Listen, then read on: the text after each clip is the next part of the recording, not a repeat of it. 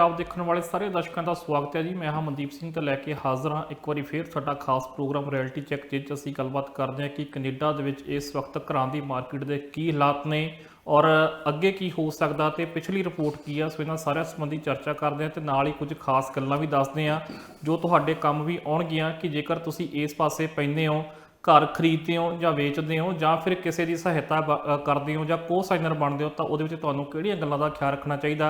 सो पहला भी साडे लई जानकारी सांझी करते हैं दीप झाज हुणी। तो अज फिर साडे नाल स्टूडियो च मौजूद ने साडे अलाइस तो सब तो पहला तो झाज साहब बहुत बहुत स्वागत है जी तुहाडा। Thank you Mandeep, thank you for having me again जी। सो हरेक बार जिवें मैं पुछदा है क्योंकि हुण सितंबर की रिपोर्ट आई हुई है। सो मैं चाहुंदा कि पहलां तो ये दस दिओ कि पिछली महीने की रिपोर्ट की कहती है, किवें रही मार्केट। अगस्त के हिसाब नाल सैप्टंबर ऑलमोस्ट जिवें सेम सेल्स हुई ने जी तो वो 2-4 सेल्स का फर्क पिया, ज़्यादा नहीं पिया। ਉਹਦਾ सेम रीजन ਉਹੀ है कि इन्वेंटरी बहुत लो आ हजे मार्केट ਦੇ ਵਿੱਚ, ਤਾਂ ਇਦੋਂ ਵੱਧ ਹਜੇ ਇਨਵੈਂਟਰੀ ਦਿਖ ਨਹੀਂ ਰਹੀ। ਤਾਂ ਇਨਵੈਂਟਰੀ लो ਹੋਣ ਕਰਕੇ ਜਿਵੇਂ ਬਾਰੀ ਆਪਾਂ ਹਰੇਕ ਵਾਰੀ ਕਹਿੰਦੇ ਆ ਕਿ ਮਾਰਕੀਟ ਦੇ ਵਿੱਚ ਜਿਹੜੀ ਸਿੰਗਲ ਫੈਮਿਲੀ ਟਾਊਨ ਹਾਊਸ ਤੇ ਜਿਹੜੇ ਅਪਾਰਟਮੈਂਟ ਜਿਹਨੂੰ ਆਪਾਂ ਕਹਿ ਦਿੰਦੇ ਕੌਂਡੋ ਕਹਿੰਦੇ ਇੱਥੇ, ਉਹਨਾਂ ਦੀ ਜਿਹੜੀ ਪ੍ਰਾਈਸ ਆ ਉਹ ਵੱਧਦੀ ਜਾ ਰਹੀ ਹੈ। ਸੋ ਉਹ ਹਜੇ ਨਹੀਂ ਖੜੀ, ਉਹ ਖੜੀ ਵੀ ਨਹੀਂ ਹੈਗੀ, ਰੁਕੀ ਵੀ ਹੈ ਨਹੀਂ, ਕਿਉਂਕਿ डिमांड एंड सप्लाई का रौला है जी। सो ये रिपोर्ट ताज़ी है जी।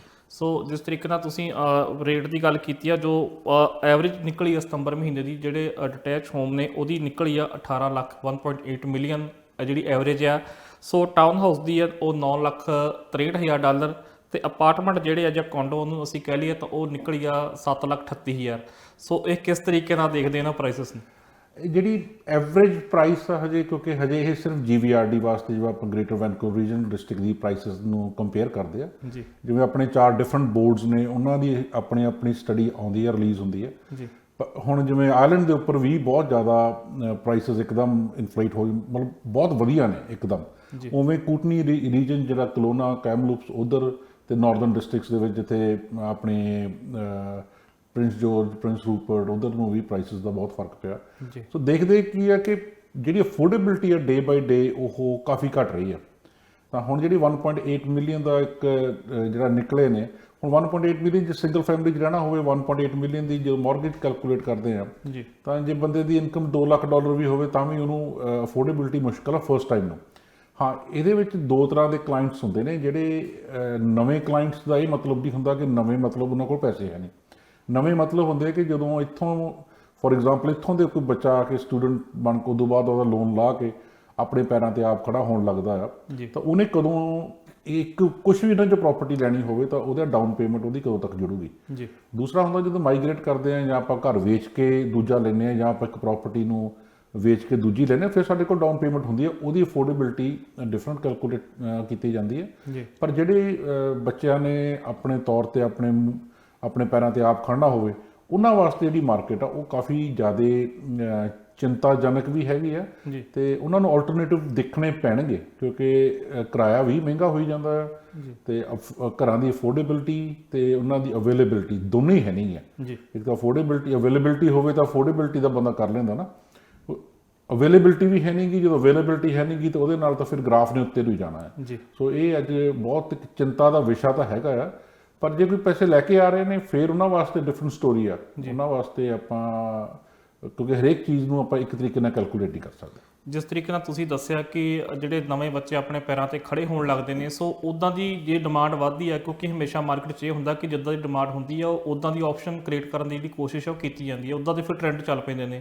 ਸੋ ਇਹਨੂੰ ਦੇਖਦਿਆਂ ਤੁਸੀਂ ਕੀ ਸੋਚਦੇ ਹੋ ਕਿ ਅੱਗੇ ਫਿਰ ਕਿਸ ਤਰੀਕੇ ਦਾ ਟਰੈਂਡ ਆਉਣ ਵਾਲਾ ਹੈ। ਅੱਗੇ ਜਿਹੜਾ ਟਰੈਂਡ ਹੈਗਾ ਆ ਉਹਦਾ ਇੱਕ ਹੀ ਮਾਈਗ੍ਰੇਸ਼ਨ ਦਾ ਹੋਊਗਾ। ਇੱਥੋਂ ਜਿਹੜੀ ਇੰਟਰਨਲ ਮਾਈਗ੍ਰੇਸ਼ਨ ਹੁੰਦੀ ਹੈ ਉਹ ਛੋਟੇ ਸ਼ਹਿਰਾਂ ਦੇ ਵਿੱਚ ਮਾਈਗ੍ਰੇਟ ਕਰਨਗੇ, ਕਿਉਂਕਿ ਆਲ ਦ ਪ੍ਰਾਈਸਿਸ ਉੱਥੇ ਵੀ ਵੱਧ ਰਹੀਆਂ ਨੇ, ਸਾਰੇ ਓਵਰਆਲ ਹੀ ਪ੍ਰਾਈਸਿਸ ਵੱਧਦੀਆਂ। ਜੇ ਆਪਾਂ ਇਹ ਦੇਖੀਏ ਪਰਸੈਂਟੇਜ ਵਾਈਜ਼, ਮੈਨੂੰ ਲੱਗਦਾ ਪਰਸੈਂਟੇਜ ਵਾਈਜ਼ ਸਾਡੇ ਨਾਲੋਂ GVRD ਨਾਲੋਂ ਜਿਹੜੇ ਛੋਟੇ ਸ਼ਹਿਰ ਆ ਉਹਨਾਂ ਦੀ ਪਰਸੈਂਟੇਜ ਵਾਈਜ਼ ਉਹਨਾਂ ਦੀ ਪ੍ਰਾਈਸ ਜ਼ਿਆਦਾ ਵੱਧ ਰਹੀ ਆਪਣੇ ਨਾਲੋਂ। ਪਰ ਉੱਥੇ ਇਹ ਹੈ ਕਿ ਹਜੇ ਘਰ ਛੋਟੇ ਨੇ, ਅਫੋਰਡੇਬਿਲਟੀ ਦੇ ਵਿੱਚ ਨੇ, ਪਰ ਉੱਥੇ ਵੱਡੀ ਪ੍ਰੋਬਲਮ ਆ ਜਾਂਦੀ ਹੈ ਕਿ ਤੁਸੀਂ ਉੱਥੇ ਜਾ ਕੇ ਕਰਨਾ ਕੀ ਆ।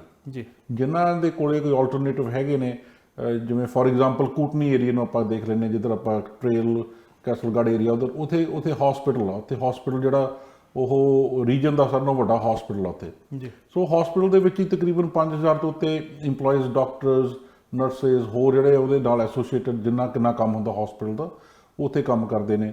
ਉੱਥੇ ਮਾਈਨਿੰਗ ਸੈਕਟਰ ਹੈਗਾ, ਮਾਈਨਿੰਗ ਦੇ ਨਾਲ ਫਿਰ ਤੁਹਾਨੂੰ ਹੋਰ ਬਹੁਤ ਸੈਕਟਰਸ ਖੁੱਲ੍ਹ ਜਾਂਦੇ ਆ, ਰੈਸਟੋਰੈਂਟਸ ਦੇ, ਟੂਰਿਜ਼ਮ ਖੁੱਲ੍ਹਦੀ ਆ, ਕਿਉਂਕਿ ਉੱਥੇ ਇੱਕ ਰਿਵਰ ਜਾਂਦਾ, ਉਹ ਰਿਵਰ ਦੇ ਵਿੱਚ ਤਕਰੀਬਨ 7 ਡੈਮ ਨੇ ਉਹਦੇ ਵਿੱਚ। ਸੋ ਉਹਦੇ ਨਾਲ US ਬਾਰਡਰ ਤੋਂ ਕਿੰਨੀ ਦੂਰ ਆ, ਉਹ ਚੀਜ਼ਾਂ ਨਾਲ ਕਾਫੀ ਚੀਜ਼ਾਂ ਖੁੱਲ੍ਹ ਜਾਂਦੀਆਂ ਨੇ ਜੀ। ਉਵੇਂ ਫਿਰ ਕਈ ਵਾਰੀ ਕੀ ਮਾਈਗ੍ਰੇਸ਼ਨ ਹੈਗੀ ਹਜੇ ਕੰਪੈਰੇਟਿਵਲੀ ਦੇਖੀਏ ਤਾਂ ਇੱਥੇ ਨਾਲੋਂ ਕੈਲਗਰੀ ਤੇ ਐਡਮਿੰਟਨ ਬਹੁਤ ਸਸਤਾ ਆ ਜੀ। ਹਾਂ, ਜਿਨ੍ਹਾਂ ਨੇ ਜਿਵੇਂ ਟਰੱਕਿੰਗ ਬਿਜ਼ਨਸ ਆ ਜਾਂ ਕੋਈ ਹੋਰ ਇਹੋ ਜਿਹੇ ਛੋਟੇ ਸਮਾਲ ਸਕੇਲ ਬਿਜ਼ਨਸਿਸ ਨੇ, ਤੇ ਕਿਉਂਕਿ ਉੱਥੇ GST ਦਾ ਹਜੇ ਵੀ ਜਿਹੜਾ PST ਹਜੇ ਵੀ ਉੱਥੇ ਹੈ ਨਹੀਂ, ਇਕੱਲੀ GST ਲੱਗਦੀ ਹੈ। ਸੋ ਉੱਥੇ ਉਹ ਟਾਊਨਸ ਦੇ ਵਿੱਚ ਕਾਫੀ ਮਾਈਗ੍ਰੇਸ਼ਨ ਹੋ ਵੀ ਰਹੀ ਹੈ, ਕਿਉਂਕਿ ਜਦੋਂ ਆਪਾਂ ਇੱਕ ਇੱਥੇ ਆ ਗਏ, ਇੱਥੇ ਆਪਾਂ ਨੂੰ $30 $35 ਘੰਟੇ ਦੇ ਵੀ ਆਪਾਂ ਨੂੰ ਕੁਛ ਨਹੀਂ ਬਣਨਾ ਤੇ ਦਿਖ ਰਿਹਾ ਹੁੰਦਾ, ਤੇ ਉੱਥੇ $30-35 ਨਾ ਹਜੇ ਉਹ ਦੈਟ ਗੋਜ਼ ਲਿਟਲ ਫਾਰ। ਸੋ ਇਹ ਆਲਟਰਨੇਟਿਵ ਦਿਖ ਰਹੇ ਨੇ ਹਜੇ। ਤੇ ਤੀਸਰਾ ਆਲਟਰਨੇਟਿਵ ਇਹ ਹੈ ਕਿ ਜੇ ਘਰ ਅਫੋਰਡੇਬਿਲਿਟੀ 'ਚ ਆਉਣਗੇ ਤਾਂ ਉਹ ਹੋਣਗੇ ਚਾਹੇ 2-2 ਬੈਡਰੂਮ ਦੇ ਘਰ ਬਣ ਲੱਗਣ ਜੀ, ਜਾਂ 1-1 ਬੈਡਰੂਮ ਦੀਆਂ ਸਵੀਟਾਂ ਹੁਣ ਜਿਵੇਂ ਕੌਂਡੋਜ਼ ਨੇ, ਜਾਂ ਇਹ ਜੀ ਜਿਹੜੀ 2 ਬੈਡਰੂਮ ਦੀ ਤੇ ਹਾਈ ਰਾਈਜ਼ ਜਿਹੜੀਆਂ ਨੇ ਬਿਲਡਿੰਗਸ, ਉਹਨਾਂ ਨੂੰ ਹੋਰ ਉੱਚੀਆਂ ਕੀਤਾ ਜਾਵੇ ਤਾਂ ਕਿ ਜਿਹੜੀ ਰੀਅਲ ਸਟੇਟ ਦੇ ਵਿੱਚ ਜਿਹੜੀ ਆਉਣ ਵਾਲੀ ਸਮੇਂ ਦੇ ਵਿੱਚ ਜਿਹੜੀ ਪ੍ਰੋਬਲਮ ਆ ਉਹਨੂੰ ਕਿਵੇਂ ਸੋਲਵ ਕੀਤਾ ਜਾਵੇ ਜੀ।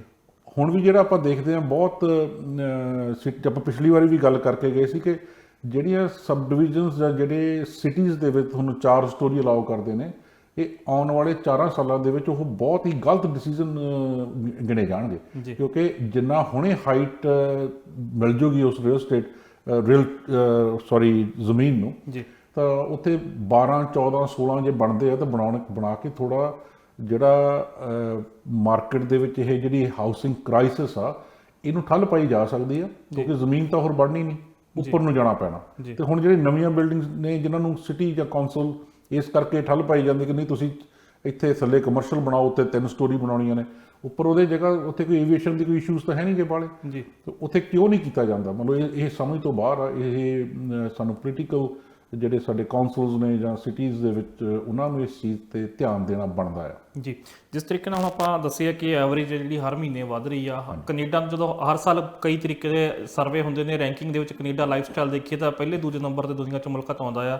ਸੋ ਜਿਸ ਤਰੀਕੇ ਨਾਲ 18 ਲੱਖ ਹੋ ਰਹੀ ਹੈ ਇਹ, ਜਾਂ ਹੋਰਨਾਂ ਸੂਬਿਆਂ 'ਚ ਵੀ ਵੱਧ ਰਹੀ ਆ, ਹੋਰਨਾਂ ਰੀਜਨ ਵਿੱਚ ਵੀ ਲਾਈਫ ਸਟਾਈਲ ਵੀ ਜਿਹੜਾ ਪ੍ਰਭਾਵਿਤ ਹੋਵੇਗਾ, ਜਿਹੜੇ ਨਵੇਂ ਟ੍ਰੈਂਡ ਆ ਰਹੇ ਹੁਣ ਫਿਰ ਡੈਫੀਨੇਟਲੀ ਜੀ। ਲਾਈਫ ਸਟਾਈਲ ਮੇਨਟੇਨ ਕਰਨ ਲਈ, ਲਾਈਫ ਸਟਾਈਲ ਕੋਈ ਐਂ ਤਾਂ ਹੈ ਨਹੀਂ ਗਾ ਆਪਾਂ ਇੱਥੇ ਆ ਕੇ ਲਾਈਫ ਸਟਾਈਲ ਬਣ ਜਾਣਾ। ਲਾਈਫ ਸਟਾਈਲ ਮੇਨਟੇਨ ਕਰਨ ਲਈ ਤਾਂ ਪੈਸਾ ਚਾਹੀਦਾ ਨਾ, ਪੈਸਾ ਜੇ ਬਚੂਗਾ ਸਾਡੀ ਜੇਬ 'ਚ ਕਿਸ਼ਤਾਂ ਦੇ ਕੇ ਫੇਰ ਹੀ ਹੈ ਨਾ। ਲਾਈਫ ਸਟਾਈਲ ਯੈਸ ਉਹਨਾਂ ਦਾ ਵਧੀਆ ਹੋਊਗਾ ਜਿਨ੍ਹਾਂ ਦੇ ਕੋਲੇ ਅਬੰਡੈਂਸ ਦੇ ਵਿੱਚ ਇੱਥੇ ਜ਼ਮੀਨ ਪਈ ਹੈ, ਜਾਂ ਉਹਨਾਂ ਦੇ ਕੋਲੇ ਇਨਕਮ ਦੇ ਹੋਰ ਸੋਰਸਿਸ ਹੈਗੇ ਨੇ। ਪਰ ਜਦੋਂ ਤੁਸੀਂ ਕਿਸ਼ਤਾਂ ਦੇ ਵਿੱਚ 6 ਦਿਨ ਜਾਂ 7 ਦਿਨ ਕੰਮ ਕਰਨਾ ਪਊਗਾ, ਤੁਹਾਨੂੰ ਡਬਲ ਸ਼ਿਫਟ ਕਰਨਾ ਪਊਗਾ, ਇਹ ਲਾਈਫ ਸਟਾਈਲ ਤਾਂ ਬਹੁਤ ਦੂਰ ਦੀ ਗੱਲ ਆ। ਤੁਸੀਂ ਆਪਣੇ ਬੱਚਿਆਂ ਨੂੰ ਵੀ ਵਕਤ ਨਹੀਂ ਦੇ ਸਕੋਗੇ, ਤੇ ਜਿਹੜੇ ਬੱਚਿਆਂ ਨੂੰ ਨਾ ਵਕਤ ਦੇਣਾ, ਤਾਂ ਇਹ ਹੈ ਕਿ ਆਪਾਂ ਇੱਕ ਬਹੁਤ ਵੱਡੇ ਬੰਬ ਨੂੰ ਇਗਨਾਈਟ ਕਰਨ ਦੀ ਤਿਆਰੀ 'ਚ ਆ, ਕਿਉਂਕਿ ਆਉਣ ਵਾਲੇ ਸਮੇਂ ਦੇ ਵਿੱਚ ਬੱਚਿਆਂ ਨੂੰ ਅੱਜ ਜਿਹੜੀ ਉਹਦੀ ਜ਼ਰੂਰਤ ਆ ਬੱਚੇ ਦੀ ਆਪਾਂ ਪੂਰੀ ਨਹੀਂ ਕੀਤੀ, ਜਾਂ ਉਹਦੀਆਂ ਸਿਰਫ ਜ਼ਰੂਰਤਾਂ ਪੂਰੀਆਂ ਕਰਨ ਲਈ ਕੰਮ 'ਤੇ ਚਲੇ ਗਏ, ਤੇ ਉਦੋਂ ਬਾਅਦ ਆਪਾਂ ਆਪਣੀ ਸ਼ਕਲ ਨਹੀਂ ਦਿਖਾਈ, ਜਾਂ ਜਿਹੜੀਆਂ ਉਹਨਾਂ ਨੂੰ ਵੈਲਿਊਜ਼ ਦੇਣੀਆਂ ਨੇ ਪਰਿਵਾਰ ਦੀਆਂ, ਸੁਸਾਇਟੀ ਦੀਆਂ, ਜਾਂ ਆਪਾਂ ਉਹ ਨਹੀਂ ਦੇ ਸਕੇ, ਤਾਂ ਫਿਰ ਓਬਵੀਅਸਲੀ ਇਹ ਸੌਦਾ ਘਾਟੇ ਦਾ ਬਣ ਸਕਦਾ ਜੀ। ਬਿਲਕੁਲ। ਔਰ ਇਹ ਤਾਂ ਅਸੀਂ ਘਰਾਂ ਦੀ ਆਪਾਂ ਨਾਲ ਥੋੜੀ ਕਮਰਸ਼ੀਅਲ ਦੀ ਵੀ ਗੱਲ ਕਰ ਲਈ, ਕਿਉਂਕਿ ਕੋਵਿਡ ਦੇ ਦੌਰਾਨ ਬਹੁਤ ਚੀਜ਼ਾਂ ਨਵੀਆਂ ਦੇਖਣ ਨੂੰ ਮਿਲੀਆਂ। ਕਮਰਸ਼ੀਅਲ ਤੁਸੀਂ ਦੱਸਿਆ ਵੀ ਸੀ ਕਿ ਬਹੁਤ ਸਾਰੀ ਬਿਲਡਿੰਗਸ ਖਾਲੀ ਵੀ ਹੋਈਆਂ, ਪਰ ਬਹੁਤ ਸਾਰਾ ਸੁਣਿਆ ਗਰੋ ਵੀ ਕੀਤਾ ਇਸ ਇੰਡਸਟਰੀ ਦੇ ਵਿੱਚ। ਸੋ ਕਮਰਸ਼ੀਅਲ ਦੇ ਕੀ ਹਾਲਾਤ ਨੇ ਕੈਨੇਡਾ ਦੇ ਵਿੱਚ? ਕਮਰਸ਼ੀਅਲ ਦਾ ਵੈਸੇ ਬੜਾ ਡਿਫਰੈਂਟ ਹਾਲਾਤ ਆ ਗਏ ਨੇ। ਕਮਰਸ਼ੀਅਲ ਦੇ ਵਿੱਚ ਜਿਹੜੀ 2018 ਦੇ ਵਿੱਚ ਮਾਰਕੀਟ ਸੀ ਕਮਰਸ਼ੀਅਲ ਦੀ, ਬਹੁਤ ਜ਼ਿਆਦਾ ਬੂਮ ਹੋਈ ਸੀ, ਰੈਕਡ ਜੀ ਥਰੂਟ ਕੈਨੇਡਾ।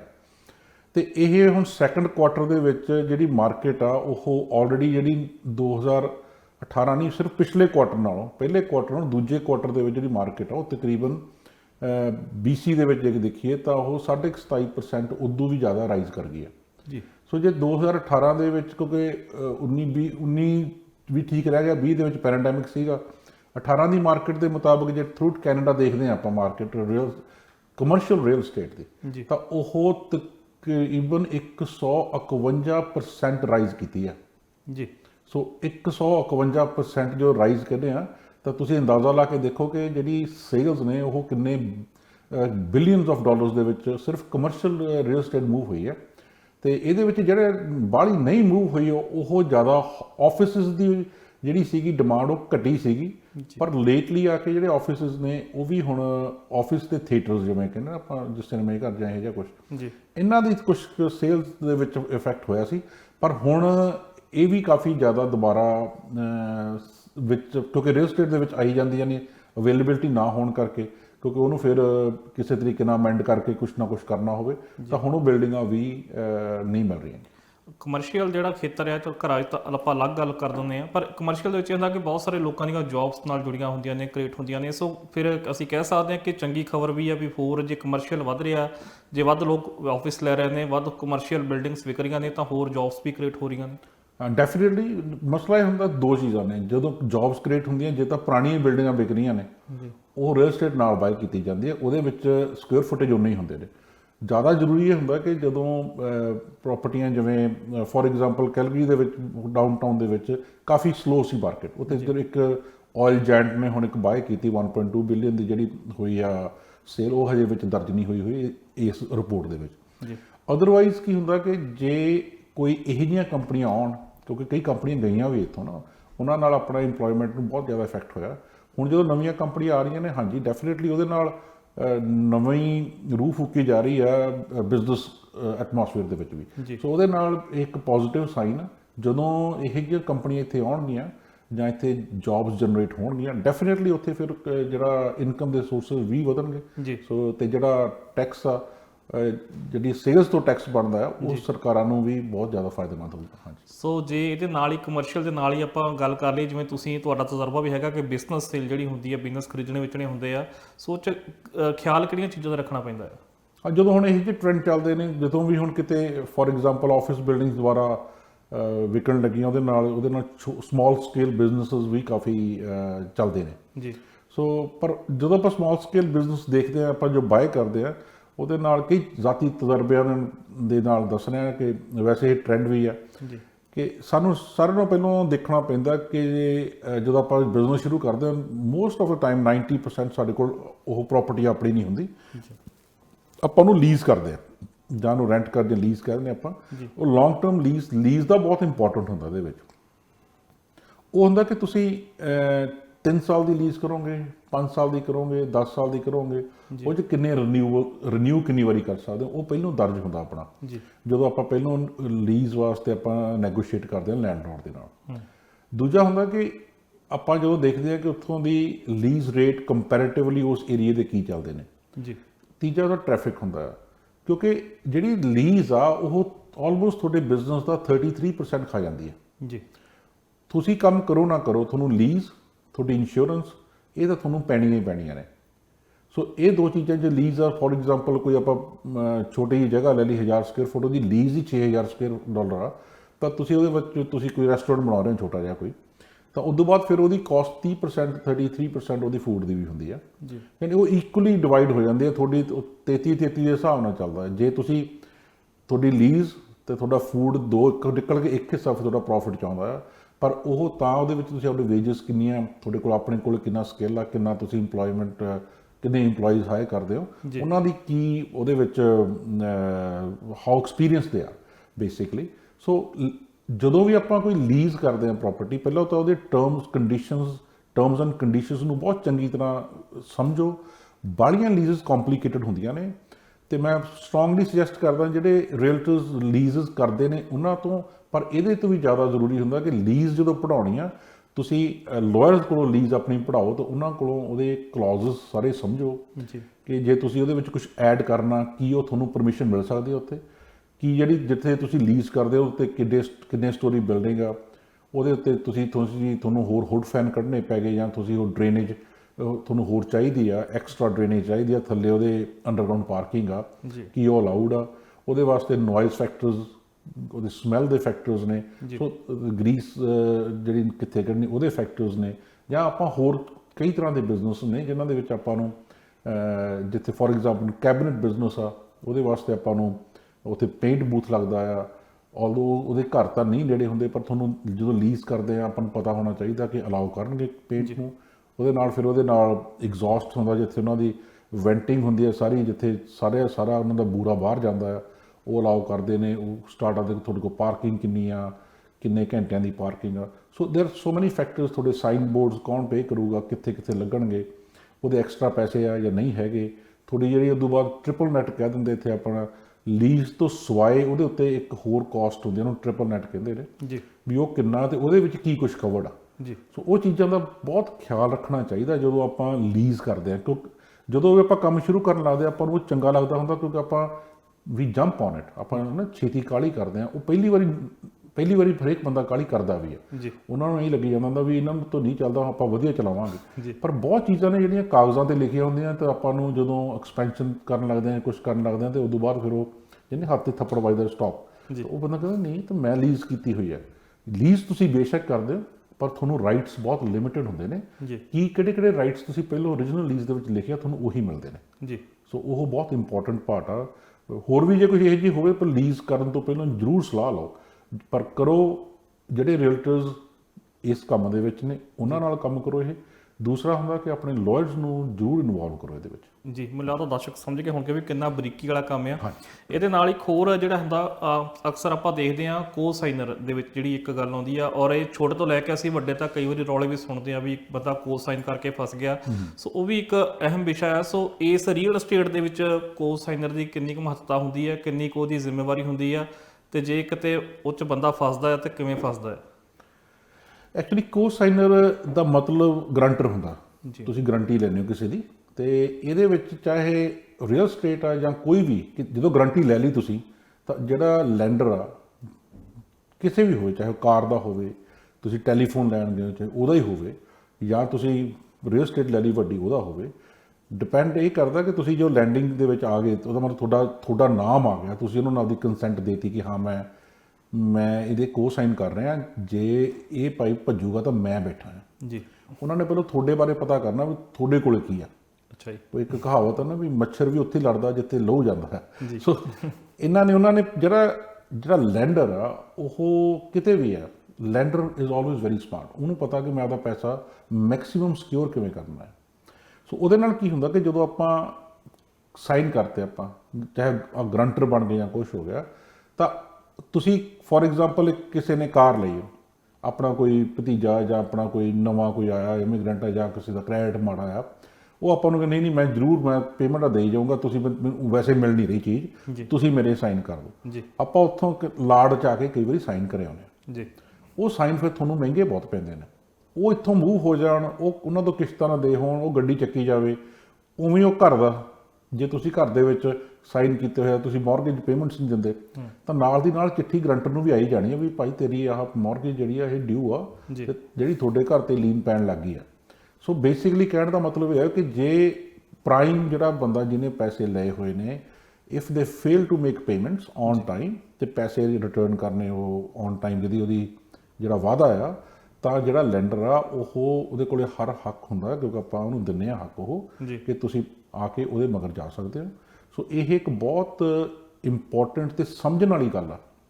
ਕਦੇ ਵੀ ਇਹਨੂੰ ਕਦੇ ਲਾੜ ਜਾਂ ਦੋਸਤੀ ਦੇ ਵਿੱਚ ਜਾਂ ਰਿਸ਼ਤੇਦਾਰੀ ਦੇ ਵਿੱਚ ਜਦੋਂ ਵੀ ਕਰਦੇ ਹੋ, ਤੁਹਾਨੂੰ ਬਹੁਤ ਜ਼ਿਆਦਾ ਕੇਅਰਫੁਲ ਹੋਣਾ ਚਾਹੀਦਾ ਹੈ ਜੀ। ਤੇ ਨਹੀਂ ਤਾਂ ਤੁਹਾਡਾ ਪੈਸਾ ਤਾਂ ਜਾਂਦਾ ਹੀ ਜਾਂਦਾ, ਨਾਲ ਰਿਲੇਸ਼ਨਸ਼ਿਪ ਵੀ ਜਾਂਦਾ ਹੈ ਜਿਹੜਾ ਉਹ ਪਰਿਵਾਰ ਦੇ ਨਾਲ ਤੁਹਾਡੇ ਬਹੁਤ ਪੁਰਾਣੇ ਹੁੰਦੇ। ਫਿਰ ਜਦੋਂ ਕੋ ਸਾਈਨਰ ਕੋਈ ਸਾਈਨ ਕਰਦਾ ਤਾਂ ਉਹਨੂੰ ਵੀ ਫਿਰ ਆਪਣੀ ਡਿਟੇਲ ਦੇਣੀ ਪੈਂਦੀ ਉਹਦੇ ਵਿੱਚ, ਕਿ ਇਹ ਪ੍ਰਾਪਰਟੀ ਆ, ਆਹ ਜੌਬ ਕਰਦਾ, ਇੰਨੀ ਇਨਕਮ ਇਹਦੇ ਕੋਲ, ਸਾਰਾ ਕੁਝ ਉਹ ਵੀ ਦੇਣਾ ਪੈਂਦਾ। ਹਾਂਜੀ, ਕਿਉਂਕਿ ਤੁਹਾਨੂੰ ਕੋ ਸਾਈਨ ਤਾਂ ਹੀ ਫਾਇਦਾ ਨਾ ਜੀ। ਜਿਹੜਾ ਲੈਂਡਰ ਆ ਉਹਨੇ ਕੋ ਸਾਈਨ ਕਿਉਂ ਕਰਾਊਗਾ ਤੁਹਾਡੇ, ਜੇ ਤੁਹਾਡੇ ਕੋਲੇ ਕੁਝ ਨਾ ਹੋਇਆ ਤਾਂ, ਜਾਂ ਤੁਹਾਡੇ ਕੋਲ ਜੌਬ ਹੀ ਹੈ ਨਹੀਂ ਗੀ ਤਾਂ ਕਰ ਲਓ। ਹੁਣ ਮੈਂ ਰੈਂਟ ਤੇ ਰਹਿੰਦਾ ਹੋਵਾਂ ਕਿਤੇ, ਕੰਮ ਮੇਰੇ ਕੋਲ ਹੈ ਨਹੀਂ ਕੋਈ ਕਰਨ ਨੂੰ, ਤੇ ਮੈਂ ਜਾ ਕੇ ਮਤਲਬ 20 ਬੰਦੇ ਦੇ ਕੋ ਸਾਈਨ ਕਰ ਦੂੰਗਾ ਤਾਂ ਲੈਂਡਰ ਨੂੰ ਮੇਰੇ ਤੋਂ ਕੀ ਮਿਲ ਜੂਗਾ। ਸੋ ਉਹਨਾਂ ਨੂੰ ਵੀ ਪਤਾ ਹੁੰਦਾ ਕਿ ਜਿਹੜੇ ਲੈਂਡਰ ਆ ਉਹ ਕੇਪੇਬਲ ਹੈਗਾ ਪੇ ਕਰਨ ਦੇ ਜਾਂ ਨਹੀਂ। ਹਾਂ, ਉਹ ਜ਼ਰੂਰ ਬਹੁਤ ਜਿਹੜਾ ਲੈਂਡਰ ਐਕਚੁਅਲੀ ਉਹ ਬਹੁਤ, ਉਹਨੇ ਆਪਣਾ ਪੈਸਾ ਸਿਕਿਉਰ ਕਰਨਾ ਹੁੰਦਾ, ਉਹਦੇ ਕੋਲ ਹੱਕ ਵੀ ਹੈ ਕਿਉਂਕਿ ਤੁਹਾਨੂੰ ਪੈਸਾ ਦੇਣਾ। ਸੋ ਉਹਨਾਂ ਨੇ ਬਹੁਤ ਤਰੀਕਿਆਂ ਦੇ ਨਾਲ ਆਪਦਾ ਪੈਸਾ ਸਿਕਿਉਰ ਕਰਨਾ ਹੁੰਦਾ। ਤਾਂ ਜਿੰਨੀ ਮੈਕਸਿਮਮ ਸਿਕਿਉਰਿਟੀ ਉਹਨਾਂ ਨੂੰ ਇੱਕ ਨਹੀਂ 2 ਲੈਂਡਰ ਮਿਲ ਜਾਣ, ਉਹਨਾਂ ਨੇ ਕਦੇ ਨਹੀਂ ਕਹਿਣਾ ਤੈਨੂੰ 1 ਲੈਂਡਰ ਹੀ ਚਾਹੀਦਾ, 2 ਨਹੀਂ ਚਾਹੀਦੇ, ਉਹ ਕਹਿੰਦੇ ਦੂਜਾ ਵੀ ਲਿਆ, ਕਿਉਂਕਿ ਉਹਨਾਂ ਨੂੰ ਪਤਾ ਸਾਡੀ ਹੋਰ ਸਿਕਿਉਰਿਟੀ ਆ ਗਈ ਜੀ। ਸੋ ਪਰ ਤੁਸੀਂ ਜੋ ਸਾਈਨ ਕਰਦੇ ਹੋ ਐਜ਼ ਅ ਲੈਂਡਰ ਉਦੋਂ, ਜਾਂ ਸੌਰੀ ਐਜ਼ ਅ ਗਰੰਟਰ, ਤੁਹਾਨੂੰ ਬਹੁਤ ਹੀ ਕੇਅਰਫੁਲ ਹੋਣਾ ਚਾਹੀਦਾ। ਇਹ ਬਿਗ ਸਾਈਨ ਹੋਣਾ ਚਾਹੀਦਾ ਪਹਿਲਾਂ ਤੁਹਾਨੂੰ ਸਟਾਪ ਦਾ, ਵੀ ਖੜ ਜਾਓ, ਪਿੱਛੇ ਹਟ ਜਾਓ, ਸੋਚੋ, ਵਿਚਾਰੋ, ਉਸ ਤੋਂ ਬਾਅਦ ਤੁਸੀਂ ਕੁਝ ਕਰੋ। ਤਾਂ ਜੇ ਤੁਸੀਂ ਕਰਦੇ ਵੀ ਹੋ ਤਾਂ ਤੁਹਾਡੀ ਆਪਣੀ ਕੀ ਸਿਕਿਉਰਿਟੀ ਉਹਦੇ ਵਿੱਚ। ਜੀ, ਉਹਨੂੰ ਆਪਣੇ ਆਪ ਨੂੰ ਜ਼ਰੂਰ ਵਿਚਾਰ ਲੈਣਾ ਚਾਹੀਦਾ। ਮਤਲਬ ਇੱਕ ਘੁੱਗੀ ਮਾਰਨੀ ਮਹਿੰਗੀ ਪੈ ਸਕਦੀ। ਬਹੁਤ ਮਹਿੰਗੀ ਪੈ ਸਕਦੀ ਜੀ। ਅੱਛਾ, ਇੱਕ ਸਵਾਲ ਜਿਹੜਾ ਸਾਡੇ ਕੋਲ ਆਇਆ ਸੀ ਦਰਸ਼ਕਾਂ ਦਾ, ਖਾਸ ਕਰਕੇ BC ਸੰਬੰਧੀ ਸੀਗਾ, ਉਹ ਫਾਰਮ ਹਾਊਸ ਨੂੰ ਲੈ ਕੇ। ਇੱਕ ਤਾਂ ਇਹ ਕਹਿੰਦੇ ਸੀ ਅਵੇਲੇਬਿਲਿਟੀ ਕਿੰਨੀ ਕੁ ਹੈ ਇਸ ਵਕਤ BC ਦੇ ਵਿੱਚ ਜਿਹੜੇ ਫਾਰਮ ਹਾਊਸ ਹੈਗੇ ਆ, ਔਰ ਇਹਦੇ ਨਾਲ ਪਿੱਛੇ ਜਿਹੇ ਜਿਹੜਾ ਰੌਲਾ ਪਿਆ ਸੀ, BC ਸਰਕਾਰ ਨੇ ਬਹੁਤ ਲਿਮਟਿਡ ਕਰ ਦਿੱਤਾ ਸੀ ਕਿ ਹੁਣ ਤੁਸੀਂ ਆਪਣੀ ਮਰਜ਼ੀ ਨਾਲ ਜਿਹੜਾ ਵਾ ਕੋਈ, ਜਿਵੇਂ ਆਪਾਂ ਇੰਡੀਆ 'ਚ ਹੁੰਦੇ ਆ ਵੀ ਚੱਲ ਵੀ ਉੱਥੋਂ ਤੱਕ ਵੜ ਲਓ ਕੰਧ, ਤੇ ਇੱਥੇ ਉਹਨਾਂ ਲਿਮਟਿਡ ਕਰ ਦਿੱਤਾ ਸੀ ਕਿ ਤੁਸੀਂ ਇੰਨਾ ਕੁ ਹੁਣ ਸਕੁਅਰ ਫੁੱਟ ਦਾ ਜਾਂ ਇੰਨਾ ਕੁ ਘਰ ਬਣਾ ਸਕਦੇ ਹੋ। ਇੱਕ ਤਾਂ ਉਹਦੀ ਕੀ ਪੋਜੀਸ਼ਨ ਹੈਗੀ ਇਸ ਵਕਤ ਸਰਕਾਰ ਦੀ, ਕਿਸ ਤਰੀਕੇ ਨਾਲ ਘਰ ਬਣ ਸਕਦੇ ਨੇ ਜੇਕਰ ਕਿਸੇ ਨੇ ਫਾਰਮ ਹਾਊਸ ਲੈ ਕੇ ਘਰ ਬਣਾਉਣਾ, ਤੇ ਅਵੇਲੇਬਿਲਿਟੀ ਕਿੰਨੀ ਕੁ ਹੈ? ਪਹਿਲਾ ਕੁਐਸਚਨ ਤਾਂ ਅਵੇਲੇਬਿਲਿਟੀ ਦਾ। ਅਵੇਲੇਬਿਲਿਟੀ ਜਿਹੜੇ ਪੁਰਾਣੇ ਘਰ ਸੀਗੇ ਉਦੋਂ ਸੀਗਾ ਕਿ ਤੁਸੀਂ ਕਹਿ ਸਕਦੇ ਅਨਲਿਮਿਟਿਡ, ਵੀ ਜਿੱਦਾਂ ਮਰਜ਼ੀ ਛੱਤ ਲਓ। ਜਿਹੜੇ ਉਹ ਵੱਡੇ ਘਰ ਬਣੇ ਹੋਏ ਨੇ ਉਹ ਹੁਣ ਵੇਚ ਨਹੀਂ ਰਿਹਾ ਕੋਈ ਜਣਾ। ਉਹਦਾ ਰੀਜ਼ਨ ਹੈ ਕਿ ਉਹਨਾਂ ਨੂੰ ਪਤਾ ਕਿ ਜੇ ਵੇਚਾਂਗੇ ਜਾਣਾ ਕਿੱਥੇ ਹੈ, ਅਤੇ ਡਿਮਾਂਡ ਕਾਫੀ ਹੈ ਉਹਨਾਂ ਦੀ, ਬਹੁਤ ਡਿਮਾਂਡ ਹੈ ਵੱਡੇ ਘਰਾਂ ਦੀ। ਦੂਸਰੇ ਪਾਸੇ ਜਦੋਂ ਬੜਾ ਵੱਡਾ ਘਰ ਹੁੰਦਾ ਉਹਦੇ ਵਿੱਚ ਜਿਹੜਾ ਬਾਇਰ ਹੁੰਦਾ ਉਹਨੇ ਪੈਸੇ ਬਹੁਤ ਦੇਣੇ ਹੁੰਦੇ ਨੇ। ਉਹਦੀਆਂ ਵੀ ਟਰਮਸ, ਉਹਦੀਆਂ ਕੰਡੀਸ਼ਨਸ ਹੁੰਦੀਆਂ ਘਰ ਦੇ ਵਿੱਚ, ਉਹ ਬਹੁਤ ਕੁਝ ਚਾਹੁੰਦੇ ਆ, ਬਹੁਤ ਸਹੂਲਤਾਂ ਜਾਂ ਬਹੁਤ ਆਪਣੇ ਤਰੀਕੇ ਨਾਲ ਰਹਿਣਾ ਚਾਹੁੰਦੇ ਨੇ। ਉਹਦੇ ਵੱਡੇ ਘਰਾਂ ਦੇ ਪ੍ਰੋਜ਼ ਐਂਡ ਕੌਨਸ ਦੋਨੇ ਹੀ ਹੁੰਦੇ ਨੇ। ਬਈ ਜੇ ਤਾਂ ਉਹਦੀ ਲੋਕੇਸ਼ਨ ਵੈਸੇ ਬਹੁਤ ਵਧੀਆ ਹੋਵੇ, ਸੀ ਸ਼ੋਰ ਜਾਂ ਸਮੁੰਦਰ ਦੇ ਕਿਨਾਰੇ 'ਤੇ ਆ ਜਾਂ ਕਿਤੇ ਹੋਰ ਆ, ਉਹਦੀ ਬਾਇੰਗ ਅਤੇ ਉਹਦੀ ਸੈਲਿੰਗ ਡਿਫਰੈਂਟ ਆ। ਜਿਹੜੇ ਫਾਰਮ ਹਾਊਸ ਨੇ ਉਹਨਾਂ ਦੀ ਬਾਇੰਗ ਅਤੇ ਸੈਲਿੰਗ ਡਿਫਰੈਂਟ ਹੁੰਦੀ ਹੈ। ਜੀ। ਦੂਸਰਾ ਹੈਗਾ, ਜਦੋਂ BC ਗਵਰਨਮੈਂਟ ਨੇ ਘਰ ਬਹੁਤ ਜ਼ਿਆਦਾ ਹੀ ਵੱਡੇ ਬਣਨ, ਜਿਵੇਂ ਨਹੀਂ ਹੁੰਦਾ ਵੀ ਮੈਗਾ ਹੋਮ ਤਾਂ ਬਹੁਤ ਛੋਟਾ ਅੱਖਰ ਸੀ ਉਹਨਾਂ ਵਾਸਤੇ, ਕਿਉਂਕਿ ਏਡੇ ਘਰ ਜੋ ਛੱਤਣ ਲੱਗ ਗਏ ਸੀ, ਤਾਂ BC ਗਵਰਨਮੈਂਟ ਨੇ ਕਾਫੀ ਰੌਲਾ ਪਾਇਆ ਕਿ ਸਾਡਾ ਜਿਹੜਾ ਐਗਰੀਕਲਚਰ ਲੈਂਡ ਆ ਉਹ ਘਟ ਰਿਹਾ। ਹਾਲਾਂਕਿ ਸਰਕਾਰ ਕੋਲੇ ਤਾਂ ਬਹੁਤ ਹੋਰ, ਕਹਿੰਦੇ ਸਰਕਾਰ ਇੱਕ ਸ਼ਾਰਕ ਹੁੰਦੀ ਹੈ, ਉਹਦੇ ਕੋਲ ਤਾਂ ਬਹੁਤ ਦੰਦ ਨੇ, ਕਿਤੋਂ ਵੀ ਦੰਦੀ ਵੱਢ ਸਕਦੇ ਨੇ। ਸੋ ਉਹਨਾਂ ਨੇ ਆਪਣੇ ਤਰੀਕੇ ਨਾਲ ਉਹਨਾਂ ਨੂੰ ਇੱਕ ਕਰਵ ਕਰਨ ਲਈ ਵੀ ਏਡੇ ਘਰ ਨਾ ਬਣਨ, ਤਾਂ ਉਹਨਾਂ ਨੇ ਇੱਕ ਟੈਗ ਲਾਤਾ ਵੀ ਤੁਸੀਂ ਸਰਟਨ ਸਕੁਅਰ ਫੁੱਟ ਹੀ ਘਰ ਬਣਾ ਸਕਦੇ ਹੋ। ਜੀ। ਪਰ ਹੁਣ ਜਿਹੜੀ ਹਾਊਸਿੰਗ ਮਾਰਕੀਟ ਦੇ ਵਿੱਚ ਨਵਾਂ ਇਸ਼ੂ ਆਇਆ ਪਿਆ ਕਿ ਅਵੇਲੇਬਿਲਿਟੀ ਹੈ ਨਹੀਂ ਘਰਾਂ ਦੀ, ਕਿਤੇ ਵੀ ਵੱਡੇ ਸ਼ਹਿਰਾਂ ਦੇ ਵਿੱਚ, ਖਾਸ ਕਰ ਵੱਡੇ ਸ਼ਹਿਰਾਂ ਦੇ ਨੇਬਰਹੁਡਸ ਦੇ ਵਿੱਚ, ਉੱਥੇ ਅਵੇਲੇਬਿਲਿਟੀ ਹੈ ਨਹੀਂ। ਹਾਂ, ਘਰ ਤਾਂ ਬਣਾ ਸਕਦੇ ਹੋ ਵੱਡੇ, ਤੁਸੀਂ ਬਾਹਰ ਨਿਕਲ ਜਾਓ, ਵੱਡੇ ਤਾਂ ਨਹੀਂ, ਪਰ ਫਾਰਮਾਂ ਦੇ ਵਿੱਚ ਘਰ ਬਣਾ ਸਕਦੇ ਹੋ। ਪਰ ਜੇ ਤੁਸੀਂ ਜਿਹੜੇ ਵੱਡੇ ਸ਼ਹਿਰਾਂ ਤੋਂ ਬਾਹਰ ਨਿਕਲ ਜਾਓ, ਫਿਰ ਤੁਹਾਡੇ ਕੋਲ ਚੋਇਸਿਸ ਹੈਗੀਆਂ, ਪਰ ਫਿਰ ਉੱਥੇ ਮੈਜੋਰਟੀ ਆਫ ਪਾਪੂਲੇਸ਼ਨ ਮੂਵ ਨਹੀਂ ਹੋਣਾ ਚਾਹੁੰਦੇ। ਉਹ ਮੂਵ ਉੱਥੇ ਹੋਣਾ ਚਾਹੁੰਦੇ ਜਿੱਥੇ ਹਾਈਵੇ ਵੀ ਕੋਲੇ ਹੋਵੇ, ਉਹ ਸ਼ਹਿਰ ਕੋਈ ਵੱਡਾ ਜਿਵੇਂ ਲੈਂਗਲੀ, ਸਰੀ ਜਾਂ ਇਹ ਜਾਂ ਰਿਚਮੰਡ, ਕੋਈ ਇਹ ਸ਼ਹਿਰ ਨੇੜੇ ਹੋਣ, ਤਾਂ ਹੀ ਵੱਡੇ ਘਰ ਦਾ ਫਾਇਦਾ ਨਾ। ਜੇ ਉਹਨੂੰ ਬੰਦਾ ਇੰਜੋਏ ਕਰੇ ਤੇ ਰਵੇ ਰੂਰਲ ਦੇ ਵਿੱਚ ਤੇ ਅਰਬਨ ਨੂੰ ਇੰਜੋਏ ਕਰਨਾ ਹੋਵੇ, ਦੋਨਾਂ ਨੂੰ ਇਕੱਠਿਆਂ ਨੂੰ। ਜਿਹੜੀ ਅਵੇਲੇਬਿਲਿਟੀ ਇਹ ਹੈਗੀ ਆ, ਪਰ ਹੈਗੀ ਛੋਟੇ ਸ਼ਹਿਰਾਂ ਦੇ ਵਿੱਚ। ਤੇ ਜਿਹੜਾ ਹੁਣ ਨਵਾਂ ਗਵਰਨਮੈਂਟ ਦਾ ਰੂਲ ਆ ਰਿਹਾ, ਹਜੇ ਉਹਨੂੰ ਕੋਈ ਤਾਂ ਨਹੀਂ ਮੈਂ ਕਹਿ ਸਕਦਾ ਵੀ ਗਲਤ ਸਟੇਟਮੈਂਟ ਹੈ, ਖੈਰ ਉਹਦੇ 'ਤੇ ਵਿਚਾਰ ਕਰ ਰਹੇ ਨੇ ਕਿ ਜੇ ਉੱਥੇ ਵੀ ਸੈਕੰਡਰੀ ਹਾਊਸ ਬਣਨ ਦੀ ਇਜਾਜ਼ਤ ਮਿਲ ਜੇ, ਤਾਂ ਕਿ ਇੱਕ ਪਾਰਸਲ ਦੇ ਵਿੱਚ ਤੁਹਾਨੂੰ 2 ਘਰ ਬਣਾਉਣ ਦੀ ਪਰਮਿਸ਼ਨ ਮਿਲ ਜਾਵੇ, ਤਾਂ ਕਿ ਜੇ ਹਾਊਸਿੰਗ ਦੀ ਜਿਹੜੀ ਡਿਮਾਂਡ ਆ ਉਹ 'ਤੇ ਜੇ ਕਰਬ ਹੋ ਜਾਏ ਤਾਂ। ਸੋ ਉਹ ਕਾਫੀ ਪਾਲਿਸੀਜ਼ 'ਤੇ ਕੰਮ ਹੁੰਦਾ, ਪਰ ਜਿੰਨੀ ਦੇਰ ਫਾਈਨਲ ਚੀਜ਼ ਆਉਂਦੀ ਨਹੀਂ ਉਨੀ ਦੇਰ ਆਪਾਂ ਨੂੰ ਪਤਾ ਨਹੀਂ ਹੈਗਾ। ਜੀ। ਸੋ ਮੈਨੂੰ ਲੱਗਦਾ ਕਿ ਕਾਫੀ ਹੱਦ ਤੱਕ ਅੱਜ ਜਾਣਕਾਰੀ ਦਰਸ਼ਕਾਂ ਨਾਲ ਸਾਂਝੀ ਕੀਤੀ ਹੈ। ਸੋ ਬਹੁਤ ਬਹੁਤ ਧੰਨਵਾਦ ਸਮਾਂ ਕੱਢਣ ਲਈ ਤੇ ਸਾਡੇ ਨਾਲ ਅਹਿਮ ਜਾਣਕਾਰੀ ਸਾਂਝੀ ਕਰ ਲਈ। ਹਾਂਜੀ, ਥੈਂਕ ਯੂ ਮਨਦੀਪ। ਜੇ ਹੋਰ ਵੀ ਕਿਸੇ ਨੂੰ ਕੋਈ ਕੁਐਸਚਨ ਹੋਵੇ, ਤੁਸੀਂ ਮੈਨੂੰ ਡਾਇਰੈਕਟ ਫੋਨ ਕਰ ਸਕਦੇ ਹੋ 6048254900 ਤੇ ਮੈਂ ਕੋਸ਼ਿਸ਼ ਕਰੂੰਗਾ ਜਿੰਨੀ ਕੁ ਮੇਰੀ ਨੌਲੇਜ ਹੈ ਮੈਂ ਤੁਹਾਨੂੰ ਆਨਸਰ ਕਰ ਸਕਾਂ। ਤੇ ਜੇ ਨਹੀਂ ਹੋਊਗਾ ਤਾਂ ਮੈਂ ਜ਼ਰੂਰ ਤੁਹਾਡੇ ਲਈ ਲੱਭ ਕੇ ਜਾਂ ਕਿਸੇ ਪ੍ਰੋਫੈਸ਼ਨਲ ਤੋਂ ਪਤਾ ਕਰਕੇ ਤੁਹਾਡੇ ਸਵਾਲਾਂ ਦੇ ਜਵਾਬ ਦਊਂਗਾ। ਥੈਂਕ ਯੂ ਜੀ। ਬਹੁਤ ਬਹੁਤ ਧੰਨਵਾਦ ਜੀ। ਸੋ ਇਹ ਸਨ ਦੀਪ ਝੱਜ ਹੁਣੀ ਸਾਡੇ ਨਾਲ, ਜੋ ਹਰ ਵਾਰ ਸਾਡੇ ਸਵਾਲਾਂ ਦੇ ਜਵਾਬ ਦਿੰਦੇ ਆ, ਔਰ ਜਿਵੇਂ ਤੁਹਾਨੂੰ ਦੱਸਿਆ ਕਿ ਤੁਸੀਂ ਉਹਨਾਂ ਨੂੰ ਡਾਇਰੈਕਟ ਕਾਲ ਵੀ ਕਰ ਸਕਦੇ ਹੋ, ਔਰ ਸਾਨੂੰ ਵੀ ਈਮੇਲ ਤੇ ਜਿਹੜੇ ਸਵਾਲ ਭੇਜ ਸਕਦੇ ਹੋ। ਸੋ ਕੋਸ਼ਿਸ਼ ਕਰਾਂਗੇ ਅਗਲੀ ਵਾਰ ਫਿਰ ਕੁਝ ਹੋਰ ਸਵਾਲਾਂ ਦੇ ਜਵਾਬ ਲੈ ਕੇ ਆਵਾਂਗੇ। ਤਦ ਤੱਕ ਤੁਸੀਂ ਦੇਖਦੇ ਰਹੋ TV ਪੰਜਾਬ।